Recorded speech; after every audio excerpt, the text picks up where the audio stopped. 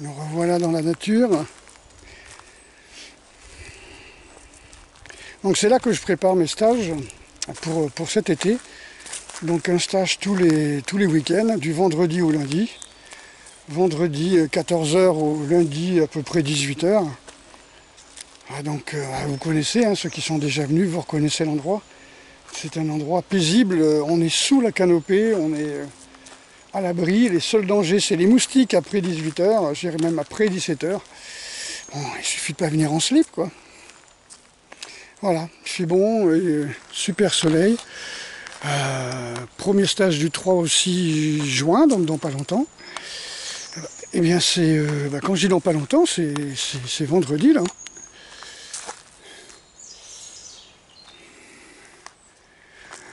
Voilà, donc je voulais vous parler d'un petit thème aujourd'hui, c'est en fin de compte l'intelligence et l'intelligence et le bonheur, en fin de compte, la capacité à être heureux. Donc on s'est aperçu que les gens sont de plus en plus, de moins en moins intelligents, on va être gentil. Et ça, ce sont des études, je crois que danoises, qui ont montré ça à partir de 2004. On dit tiens, à partir de 2004, les tests de QI descendent beaucoup. Alors, qu'est-ce qui s'est passé en 2004 ? C'est on va dire, la génération des gens qui ont téléphone portable, déjà les machines à calculer, ça a été incorporé à l'école, les ordinateurs et les téléphones portables. J'en avais déjà parlé. C'est ce qu'on appelle généralement les écrans, le virtuel, ce qu'on apprend surtout de l'intelligence artificielle. C'est-à-dire vous n'avez pas besoin de compter de tête, calculer de tête, ce qui est un exercice vraiment très intéressant, calculer de tête. Au contraire, maintenant tout est là sur les machines. Alors évidemment, quand c'est 812 300 127 divisé par 18,6, vaut mieux avoir une machine à calculer, on est d'accord. Ça peut se faire, mais vaut mieux avoir une machine à calculer que de le faire de tête ou sur le papier. Mais avant, on le faisait sur le papier. Et c'est vrai, quand on regarde les certificats d'études dans les années 30, ça n'a rien à voir avec le niveau, quoi. On dit par exemple que celui qui était un niveau doué, si tu veux, un niveau moyen, pardon, en 1984, eh bien, en 2004, il était quasiment un surdoué, quoi, tu vois. Ce sont les études qui l'ont donné, quoi. Alors cette capacité, c'est cette capacité qu'ont les gens. Qu'est-ce qu'ils ont perdu, en fin de compte ? Ils ont perdu, on va dire, les connexions neuronales dans le réel. C'est-à-dire que faire des choses concrètes, ils n'y arrivent plus. Par contre, ils arrivent très bien à faire des choses virtuelles. C'est-à-dire qu'ils arrivent à imaginer le futur, à imaginer des tas de choses. Donc ils sont dans le rêve, ils sont dans le non concret, dans le non réel. Par contre, tu leur mets des outils dans les mains, ils ne savent pas s'en servir, quoi. Et ça, c'est le problème. Parce qu'au départ, avant d'arriver à plonger dans le virtuel, ce serait intéressant d'avoir fait le plein d'énergie, le plein de contrôle, on va dire. C'est-à-dire qu'avant de... Voilà. Avant de partir en voyage, c'est bien de savoir bien contrôler la voiture, avoir fait un bon check-up, avoir une batterie bien neuve, c'est-à-dire l'énergie nerveuse, avoir une essence de qualité, c'est-à-dire une bonne alimentation, et voilà, quoi. C'est déjà bien d'avoir comme je dis, un véhicule sain, prêt pour le voyage, solide. Et puis après, tu peux t'imaginer des choses et puis partir, tu t'imagines un trajet et tu pars. Maintenant, si ta batterie est plate, parce que tu es sursollicité par des infos qui sont débilisantes, on va dire, si tu manques de sommeil, donc la batterie est à plat. Ensuite, si tu es nourri, comme je disais, au supermarché, avec des trucs OGM, avec des perturbateurs endocriniens qui t'épuisent la thyroïde, c'est clair que c'est pas bon. Polluer au mercure, polluer à l'aluminium, polluer à tout ce qui peut attaquer le cerveau aussi, hein. Donc c'est pas bien non plus, quoi. C'est-à-dire que tu mets une essence de mauvaise qualité, quoi. Et en plus, si ton véhicule, c'est une vieille Dodoche en aluminium ou je sais plus comment, une Méhari là, en plastique, ok. tu pourras la faire basculer, mais ça tiendra pas longtemps, quoi. Tu peux rouler sur des chemins, mais voilà, tu n'iras pas vite.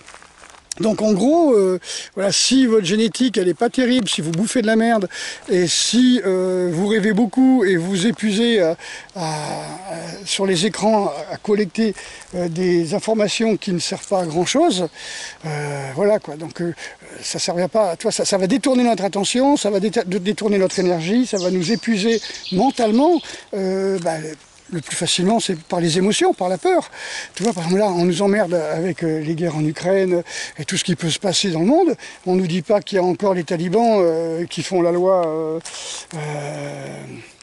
en Afghanistan. On ne dit pas qu'il y a encore au Yémen, voilà, au Mali, il y a des guerres.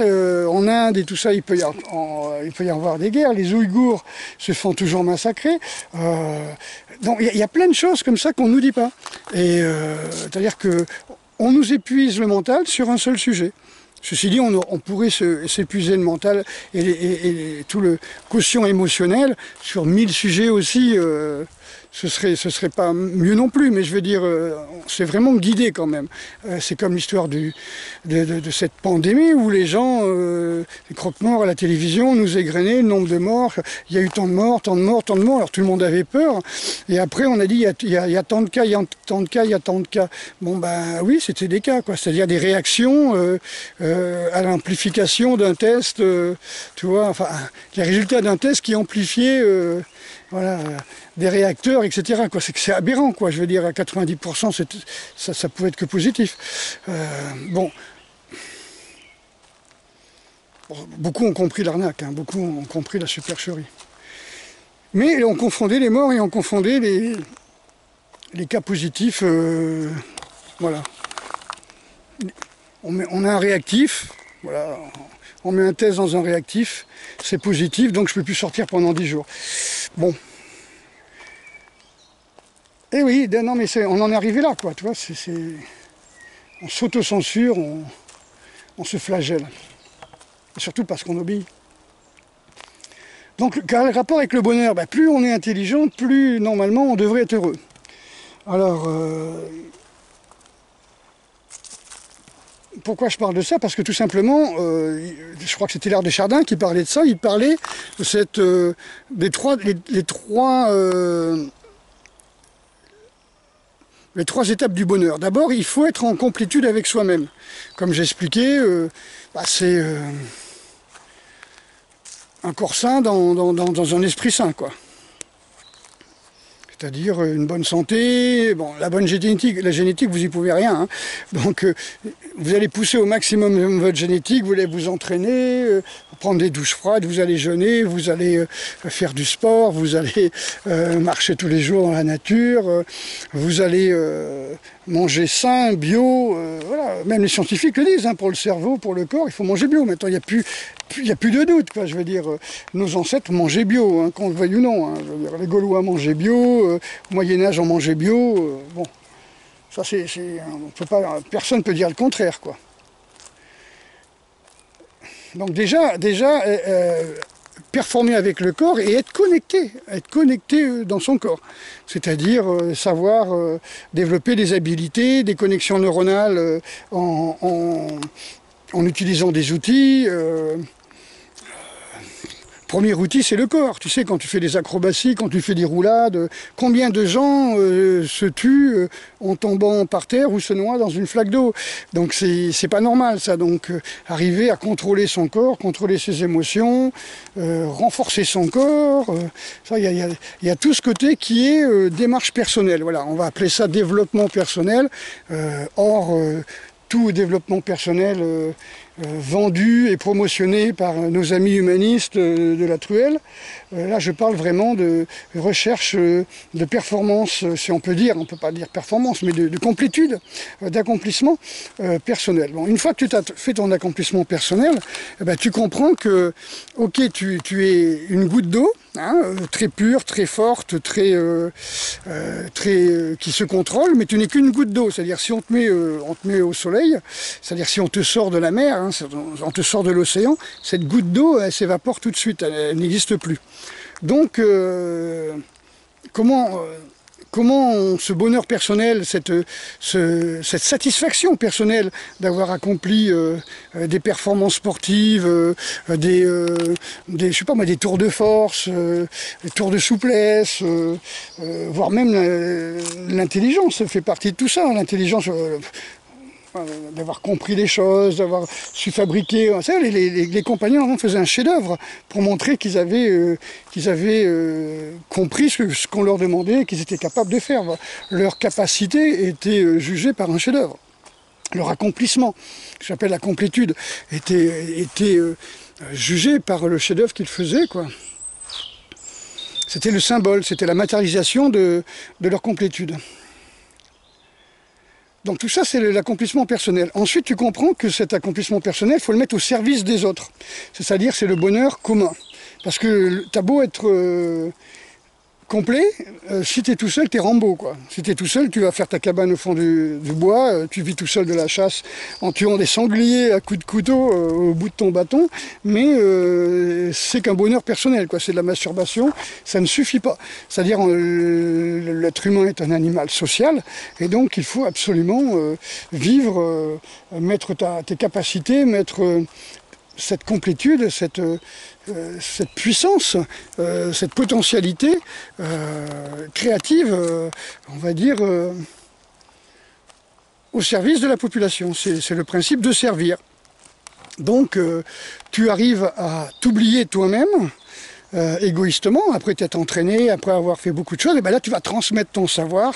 C'est ce que font les anciens champions, c'est ce que font les professeurs, ceux qui ont fait des thèses, des mémoires, des doctorats. Ils ont compris plein de choses, ils continuent à faire des recherches et ils mettent ça au service des autres en enseignant. Voilà, donc ça c'est, on vit dans la société, c'est-à-dire dans un ensemble d'humains. Alors évidemment, ça peut commencer par sa famille, tu vois, on commence par sa famille, on transmet à ses enfants, sa famille. Après, ça peut être à une association, hein, faire partie d'une association et mettre à disposition sa compréhension du monde, en faisant des conférences, en aidant les enfants à faire leurs devoirs, en faisant des cours privés, faisant du coaching, pourquoi pas, dès le moment que c'est dans le service à l'autre, dès le moment que c'est dans le service aux autres. Et pas dans le but forcément de faire du fric, je veux dire, je vais faire ma situation personnelle, voilà, je vais aider 3 personnes bien friquées, et puis voilà, j'ai plus besoin de travailler par la suite. Donc c'est pas ça le principe. Le principe, c'est vraiment de servir le plus grand nombre, et de faire profiter le plus grand nombre comment on peut dire, de notre expérience, un petit peu les premiers de cordée, hein. C'est-à-dire les gens ils connaissent bien la montagne, ils connaissent bien le chemin, hop, la voie elle est comme ça et tout, je l'ai fait depuis que j'ai 10 ans, voilà, ça fait 30 ans que je fais la voie, donc quand les touristes ils viennent faire de la montagne, eh ben, je me mets en premier et puis je les aide à monter parce que je connais la voie, c'est le principe de l'éclaireur, c'est le principe du guide, voilà, c'est guide, après guide depuis le Führer, c'est pas bien vu, mais c'est ça, on est un guide, c'est-à-dire on arrive on est né avant, on a eu l'expérience avant et on transmet ça au plus grand nombre. Si c'est à des petits nombres, ce sont des sectes. Voilà, c'est ce qu'on appelle des sectes. Ça peut être des communautés, mais ça peut être des sectes. Mais autrement, voilà, il faut mettre ça à disposition au plus grand nombre. Ensuite, une fois que vous avez réussi à vous fondre dans cet océan de l'humanité, ben vous n'êtes plus la petite goutte d'eau individualiste qui est, bien sûr, elle est performante, mais elle est toute seule.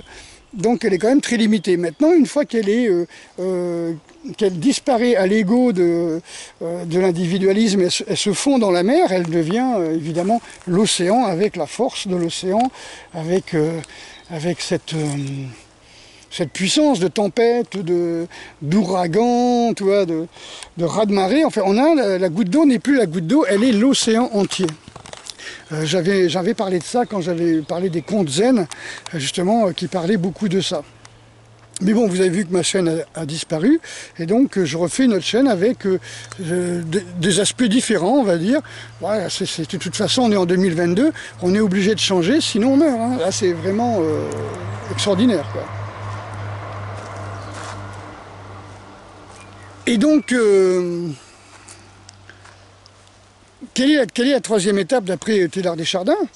eh ben, la troisième étape, c'est de disparaître complètement dans l'univers. C'est-à-dire cet océan rejoint tous les océans, si vous voulez, de la planète, et tous les océans, toutes les forces, comme on peut dire l'océan cosmique, le tantième, je ne sais plus comment on pourrait le hara japonais, vous voyez, cet océan cosmique, cet océan d'énergie, on peut dire ça. C'est-à-dire, on s'est accompli personnellement, on a mis notre accomplissement au service du plus grand nombre, c'est-à-dire la communauté humaine. On peut appeler ça l'humanisme si vous voulez, hein, au sens le plus noble du terme. Et ensuite, eh bien, vous disparaissez de cet ego, c'est-à-dire l'ego individuel est passé dans une espèce d'ego commun, et vous disparaissez totalement dans l'univers. C'est ce qu'on voit dans la prophétie des Andes, hein, il me semble. Hein. C'est le principe de dire, ben voilà, je me mets au service de quelque chose qui est plus grand que nous. Plus grand, bon, déjà l'humanité est plus grand que moi en tant qu'individualisme, mais après, une fois que je suis dans le partage de mes compétences et de mon savoir et de mon expérience au plus grand nombre, ce que je fais avec mes vidéos depuis 10 ans, et mon enseignement depuis 30 ans d'ailleurs, alors que là c'est encore, je vais me mettre au service de quelque chose de plus haut. Et là c'est ce qu'on appelle la spiritualité, la foi si vous voulez, peut-être la religion, je ne sais pas, mais enfin voilà. Maintenant je suis en train d'étudier, réétudier pour la énième fois l'Ancien Testament. Les Hébreux avec Moïse, c'était je massacre, je tue, c'est Dieu qui l'a dit. Hein. Dieu a dit tu ne tueras point, mais le peuple cananéen, hop, tu le tues, le peuple hittite, tu vas le tuer, le machin, tu vas le tuer, parce que c'est Dieu qui l'a dit, mais il dit pas que tuer, il a dit il ne faut pas tuer. Hein. Après il dit non, Dieu m'a dit que il fallait tuer tel peuple, tel peuple, tel peuple, tel peuple, et en plus il fallait prendre ses richesses, donc on tuait femmes, enfants, voire bétail, et on prenait tout l'or, on prenait tout l'argent, donc c'est vrai que c'est un sacré livre de massacre et de génocide, hein, l'Ancien Testament. Bon, enfin voilà, je le relis, relis, moi je ne vois pas dans ce livre-là un livre plein d'espoir.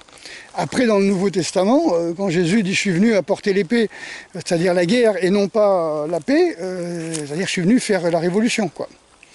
Mais bon, c'est peut-être plus pacifique que l'Ancien Testament, quoi. Donc voilà, quand même, c'est pour ça que je ne parle pas de religion, je parle de spiritualité, se fondre dans la nature. C'est pour ça que je dis, quand vous venez dans les bois, ne vous habillez pas en rouge, en blanc, en rose, en bleu ciel, tu vois, habillez-vous en couleur de la nature. Là, si vous regardez, tu vois, là c'est très très vert. Tu vois, même moi avec mon habit, je suis quand même plutôt couleur automne, tu vois, couleur fin d'été, automne. Donc à part le t-shirt qui lui est vraiment couleur printemps, couleur été, donc c'est pour se fondre, on va dire physiquement, on va dire dans la nature d'apparence, tu vois, d'accord. On profiterait d'ailleurs pour récolter quelques orties. Voilà, donc c'est juste ça dont je voulais vous parler aujourd'hui, c'est que l'intelligence, elle diminue énormément depuis 2004, hein, donc ça fait presque 20 ans qu'on s'en est aperçu. Donc t'imagines, par rapport à 2004, ça baisse encore de plus en plus. L'intelligence artificielle fait qu'on n'a plus besoin d'exercer sa mémoire, ni sa capacité à calculer de tête, à faire des opérations. Tu vois, donc on est au-delà de la mémoire, là. Et tout ce dont on ne se sert pas, eh bien le cerveau se déconnecte les connexions, quoi, si vous voulez. C'est-à-dire les chaînes neuronales disparaissent et on dit c'est perdu. C'est-à-dire ce que je savais faire, je ne sais plus le faire. Vous créez une sorte d'Alzheimer, tu vois, en vous plongeant sans arrêt sur les écrans avec ce prêt-à-penser. Alors évidemment, c'est vachement sollicitant, c'est-à-dire que quand je regarde les courtes vidéos d'un quart d'heure avec par exemple des gens qui font du bricolage, qui arrivent à transformer j'adore ça franchement, transformer des outils en les remettant à neuf et tout ça, moi je suis très bricoleur et je déteste jeter le matériel, eh bien là je me dis, c'est vrai, c'est très intéressant, mais comme ça m'intéresse et ça capte mon attention, ça rajoute des, comment on peut dire, un savoir, si vous voulez, une connaissance, des connexions neuronales qui vont se connecter, mais à un moment on va saturer, quoi. À un moment on va saturer parce que personnellement j'ai pas mon atelier, quoi. J'aurai mon atelier, je verrai ce que fait la personne sur internet le soir, je prendrai des notes et le lendemain je fabriquerai un arc à répétition, une arbalète à répétition, comment remettre à neuf un vieux téléphone, comment réparer tel ou tel truc. Ce seraient des choses que je pourrais mettre en pratique et mon savoir deviendrait un savoir, une connaissance pratique, et non pas ça resterait dans le virtuel. Donc c'est comme si vous regardez des recettes, vous êtes en camping, tu vois, en camping dans les bois, sous votre tente, et puis vous regardez des recettes de grands chefs qui sont dans leur fourneau, dans des cuisines qui font 100 mètres carrés, et puis qui vous expliquent comment faire des grands plats, et que vous êtes dehors et vous ne pouvez pas le faire. Voilà, donc l'information pour l'information, ça peut devenir une drogue, hein. On dit qu'on devient infophage, c'est-à-dire on ne peut pas se passer de ces informations, c'est un petit peu le principe. On est attiré par tout ce qui capte notre intérêt, et on peut être intéressé par des tas de choses, d'accord ? Donc pour ceux qui aiment la musique, ça d'aller chercher la musique. Ceux qui regardent comment les indigènes font leur instrument de musique, ça peut être aussi magnifique. Mais bon, si ça vous intéresse pas de le faire, hein. Ça me rappelle un jour, j'ai vu sur un site archéologique une fronde qu'ils avaient découvert dans le désert du Sinaï, je crois. Et l'archéologue avait mis la photo sur un blog d'archéologie. Et moi, il était minuit quand j'ai vu ça. J'ai été chercher un rouleau de cordes de coton, alors que l'original de la fronde qui datait de 3000 ans. Hein. J'ai essayé, je me suis posé la question, comment ils ont pu tresser cette fronde? Alors j'ai essayé, j'ai réussi à faire la fronde, j'ai mis la photo, je l'ai mis sur le site, et l'archéologue le lendemain, carrément, il était à Tel Aviv, il dit « mais c'est incroyable, j'ai découvert ça, le lendemain, il y a quelqu'un qui a déjà fait un artefact à côté. » Et après, les gens me disent « mais pourquoi t'as pris du coton, pourquoi t'as pas pris de la laine, parce que l'original est en laine, tressé, tatata. » Et je lui ai dit « parce qu'à 1h du matin, chez moi, tout est fermé et que j'ai pris ce que j'avais trouvé. » Et c'était en plus, c'était dans l'après-midi, je crois, j'avais acheté des petites cordes en laine, des cordes en coton. Voilà. Ce que j'aime bien, par exemple, quand je fabrique des armes pour les démonstrations, d'arts martiaux japonais, eh bien, je fabrique des lances et puis autour, j'entoure avec le bois, avec des laines de couleur ou des cotons de couleur. Et là, j'avais trouvé dans un magasin de bateaux, je crois, ces cordes en coton, quoi. Voilà, à Royan, donc sur la côte. Voilà, donc mettre en pratique, c'est 100 fois mieux que simplement regarder. Si vous regardez et vous prenez des notes, c'est très intéressant, ça veut dire je vais plus tard pouvoir le refaire. Voilà, moi, quand j'ai fait des stages d'arc, par exemple, quand j'ai compris comment fabriquer des arbalètes, j'ai pris des notes aussi, hein, alors que j'ai filmé, j'ai pris des photos et j'ai fabriqué, quoi. Mais ça fait rien, c'est vraiment pour asseoir pour les générations futures ces modes de fabrication. Voilà, donc l'intelligence, c'est cette capacité à s'adapter, à garder ce qui est utile, à se projeter dans le futur, oui, c'est-à-dire dans le virtuel, oui, mais pas que pour soi, voilà. Pas que pour soi. Donc je vous rappelle ce que disait aussi Teilhard de Chardin sur les personnes. Il disait qu'il y a 3 grandes sortes de personnes. Il y a ceux qui sont pessimistes, hein, ceux qui sont perdus d'avance, hein, les fatigués de naissance, c'est-à-dire ceux qui disent oh ben non, c'est pas la peine que je vienne m'entraîner, oh ben non, de toute façon, j'arriverai pas, tu vois, ils sont vraiment résignés d'avance, quoi, tu vois, donc c'est pas la peine. Ça, c'est des gens, tu leur donnes des machines, des haltères, des bouquins, bon non, c'est pas la peine, tu vois.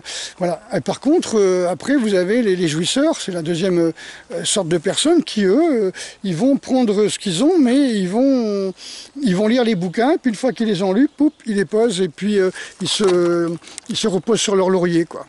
Ou alors ils vont s'entraîner, toujours avec le même programme d'entraînement, ils vont pas chercher à prendre plus lourd, ils vont pas dire tiens bon j'ai soulevé 100 kg, il n'y a plus assez d'haltères pour faire plus, donc je reste à mes 100 kg et ça s'arrête là, quoi. Ils n'iront pas acheter d'autres disques pour ajouter, ou ils s'entraîneront pas avec plus d'intensité, en diminuant les temps de repos par exemple.